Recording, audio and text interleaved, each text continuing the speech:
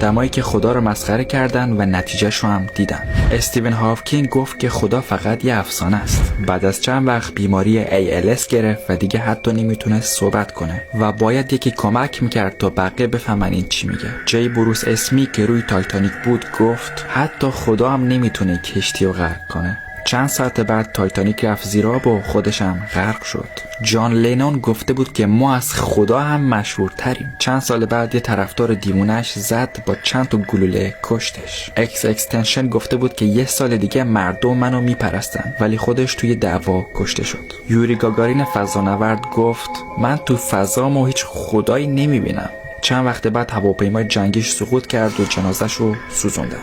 مرلین مونرو وقتی که راجع به یه حضرت صحبت کرد گفت من نیازی به خدا و حضرت ندارم. یه هفته بعدش توی خونش مرده پیدا شد. نمرود همون پادشاهی که اسمش توی کتابای تاریخی اومده میگفتش که من خدای زمین و آسمونم. حتی یه برج درست کرده بود که برسه به آسمون و قدرتشو به رخ بکشه، اما یه پشه کوچولو وارد دماغش شد و مغزشو خورد. همین پشه کوچولو باعث مرگش شد. اگه یه مثال دیگه داری تو کامنت ها خبرمون کن. خدا واقعیت داره و طبق همیشه باید بگم که چاکرم.